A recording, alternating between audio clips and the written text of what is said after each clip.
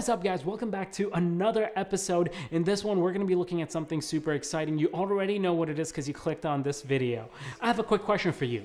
What do the iPhone 6, SE, 6S, 7, 8, 10, and 11, and 12 all have in common? A lot, but today we're going to be talking about battery health and how you can prolong the battery life of your device.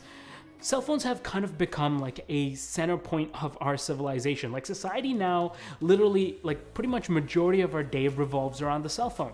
All of our interaction online, like the way we stay in touch with our family and friends, the way we look for directions to go somewhere, or to check our schedule, or maybe even just watch this YouTube video, which I would really appreciate that subscribe and like for that solid integration right there. And in order for these phones to facilitate our entire life, they need to have really good battery life. But what if these phones are in a constant state of decay?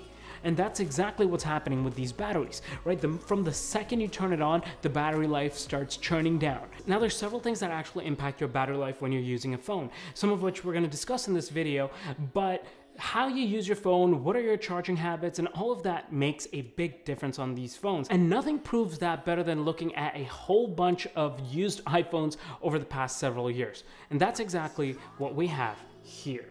What I've done here is I've pulled up the battery health tab inside settings. Now, the way you get into this is basically you go into your settings and then you're gonna go to battery, and then there you have it right there, battery health. So we're gonna tap battery health, and then that's gonna tell you basically a percentage of what your battery health is currently sitting at. Some of these older phones actually have better battery life than the newer ones. It all comes down to usage. So the first thing to note here is that Apple actually classifies their iPhones to go down to about 80% battery health after about 500 battery cycles. What are 500 cycles? Like, what's a cycle? So a cycle is basically when the battery of an iPhone, or basically any battery, depletes down to 0% and then it charges all the way back up to 100%. That counts as a full cycle. So basically anytime you complete a full 0 to 100%. Okay, so the first tip that you can use is to actually charge your phones overnight. So the reason why charging your phone at night is actually a good idea is because you're not just letting your phone drain out for no reason, right? And if your phone drains out overnight, then you have to charge it. Now you're basically adding more to the charging cycle. So let's say you go to bed at 50%. By the time you wake up in the morning, let's say you're at 40%. Now you've lost 10% of no usage. Now you've got to charge that back up. But if you were to plug in your phone, Apple says that it will take your phone to about 80% at full charge, and then after that is just doing a little bit of a trickle charge to get it back up to 100%. Now, another neat thing that Apple has implemented in all the newer phones, and basically Apple has added this new feature called optimized battery charging. And what that basically does is that it will learn your charging habits. So let's say it learns that every night you're plugging this into your charger, then it will know that that's what happens every night, and then it will charge it up to 80% overnight. And then let's say it knows you wake up at like 7 a.m. every day, then once you're getting closer to 7 a.m., then it'll trickle charge your phone all the way up to 100%, so that at 7 a.m. when you wake up, you have full charge and you're good to go. So it kind of just learns based off your behavior, and this will help optimize your battery life.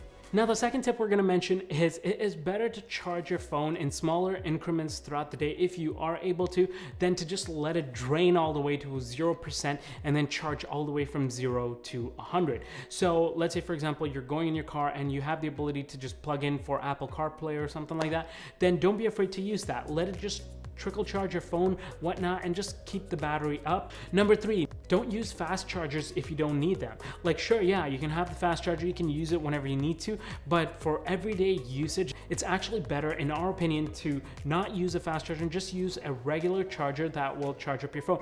Either way, you're gonna keep it plugged in all overnight.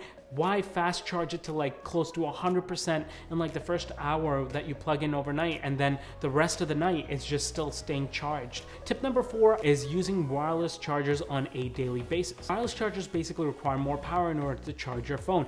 And that's why a lot of times if you see like Qi enabled charging devices and you're charging your phone on them, they tend to get hot. Like, you'll notice a lot of heat as a byproduct of this whole wireless charging process. that heat is not good for your phone. So if you can avoid it, try to avoid it. The next tip is related to the last one, which is heat. Heat is not good for your battery. So for example, if you're going outside or something like that, let's say you go to the beach or the park or anything like that, and you just leave your phone just lying there on the bench for the sun to kind of just beat down on, that's bad for a battery. Try to avoid that. So if you're going outside, you're leaving your phone somewhere, keep it covered up so that, you know, the sun is not beating down on it and it just doesn't get warm, because heat will dissipate the battery life and the battery health over time. The next tip has to do with heat as well, and that is sometimes when you're charging your iPhones, you'll notice that they get a little bit warm. If that is happening, try to take off your case, because sometimes what happens is because of the heat is like it's all trapped within the case. Some cases, like third-party cases and stuff like that, don't have much leeway for the heat to dissipate, and they may not be really good materials to have on the back of your iPhone. So if your iPhone is heating up while charging, maybe try taking off your case so that we can let the heat dissipate quicker, rather than if it's heating up every single night while you have it plugged in. That's just not good for your phone. Next tip, stick with OEM chargers. Now there's a lot of third-party chargers out there, and some of them, sure, yeah, I can recommend. Like for example, if you see like Anker, Aukey, you know, RAV Power, stuff like that, stuff that is, you know, well-known, tried and tested, cool. But if you're picking up like this like 2-cent charging brick, like pack of 20 for like 5 cents on like Amazon or Alibaba, then make sure that you don't use that to charge your phone, or actually any device actually, because those things can short circuit or mess up your phone. So try your best to use OEM. If you're not going to use OEM, try to stick with these trusted brand names, some of them which I just mentioned. And my last and very final tip is, if you're going to keep your phone for a long time, just take it into Apple and change it every 3 years or so. That way you can make sure that your phone doesn't start lagging up on you or the performance of it goes down. And if you're carrying it around every single day, then you want your phone to function at 100%. So just take it into Apple, get the battery changed every 3 years or so, and you're gonna thank me later, trust me.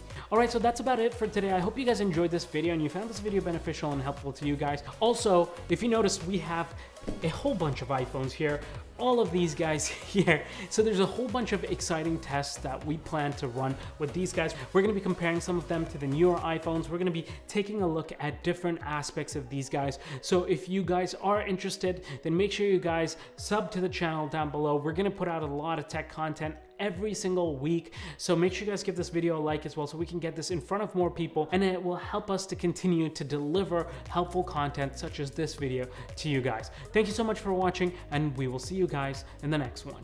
Take care.